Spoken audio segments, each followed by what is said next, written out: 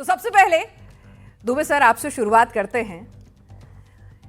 एक दौर था जब जिस तरह से आपने गाजी को बताया था कि हिंदुस्तान की फौज में क्या कुछ दमखम है, किस तरह से आपने गाजी बाबा को याद दिलाया था, उसका जो मशहूर स्लोगन था उसको पलट दिया था आपने।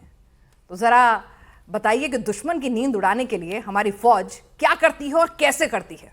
देखिए, गाजी जो अल्फाज है वो पाकिस्तान ने बड़े शान के साथ, ये होता है ना कि इस्लाम से निकला हुआ एक विजेता, एक वॉरियर जब नॉन इस्लामिक के खिलाफ एक लड़ाई लड़ता है और फतह करता है, उसको गाजी टाइटल दिए। तो 1993 में मौलाना मसूद अजहर की गिरफ्तारी के बाद वही मौलाना जिसके फैमिली के 9 लोग मारे गए हैं भी ऑपरेशन सिंदूर में, बहावलपुर में, वही मौलाना जिसको 31 दिसंबर 1999 को कंधार में हमने छोड़ा था, वही मौलाना जो 1993 से 2000 तक हमारे कोट बलवाल जेल में बंद था।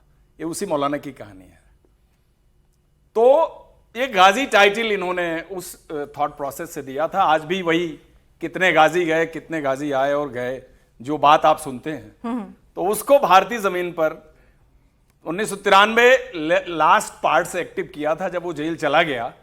और जो हुजी का, जैसे कि आपको पता, हरकतुल जहाद इस्लामी जो पुराना संगठन था, उसको बदल के जब इन्होंने हरकतुल मुजाहिदीन में कन्वर्ट किया और जाके जनवरी 2000 में इन्होंने जैश ए मोहम्मद के नाम से कन्वर्ट किया, तो उसका जो चीफ था, ऑपरेशनल कमांडर, वो गाजी बाबा था, जिसने भारतीय जमीन पर कत्लेआम की एक उसकी पूरी हिस्ट्री है, जिसमें सबसे ज्यादा इंपॉर्टेंट है 1994 टूरिस्ट का अपहरण, 1995 6 टूरिस्ट का आड़ू पहलगांव से किडनैपिंग और किलिंग, सन 2000 में बीबी कैंट 15 कोर हेडक्वार्टर के सामने जो 2 सुसाइड अटैक होते हैं अप्रैल और नवंबर में। मीडिया में जनवरी 2001 को वो इंटरव्यू देता है जी टीवी पे, कंप्लीट, कि हम अस्करी चलाएंगे, इंडिया और पाकिस्तान की लीडरशिप चाहे कितनी भी आपस में बातचीत करे। और उसने फिर 1 अक्टूबर 2001 को जेएनके असेंबली पर अटैक किया और उसके ठीक 72 दिन बाद 11 बजे दिन में दिल्ली के अंदर संसद पे अटैक किया, जबकि 242 मेंबर ऑफ पार्लियामेंट के अंदर मौजूद थे।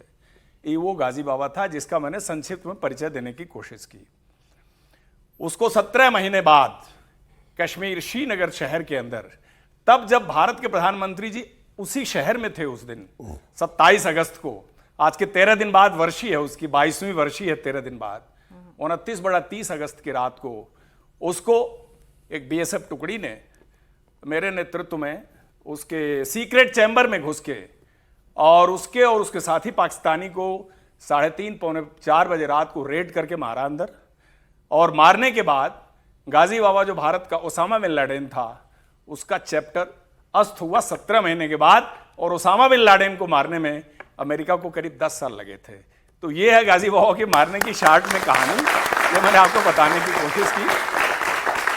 इसमें हमारी एक शहादत भी हुई, शहीद बलवीर सिंह शेखावत, मेरा एक अंगरक्षक शहीद हुआ, बाकी करीब 5-6 और लोग माइनर इंजरीज हुई। एक सिपाही को हाथ में गोली लगी, मैं थोड़ा फैटली इंजर्ड हुआ, लेकिन बस इंजरी हुई। वो इंजरी तो एक कह लीजिए कि हमारे लाइन ऑफ एक्शन के निशान हैं जिंदगी के।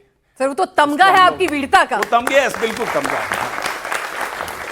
सर जरा वो जो टसल हुई किस तरह से, क्योंकि उस दौर में हम पढ़ रहे थे, लिखा था तुझे ये लाई यहां तेरी मौत फौजी, कश्मीर का बदला लेगा गाजी। आपने इसी को उलट दिया था। वो मूवी में एग्जैक्टली ये लाइन दिखाई है, लेकिन वहां के भाषा में अगर मैं बोलूं तो उर्दू में स्लोगन्स होते थे।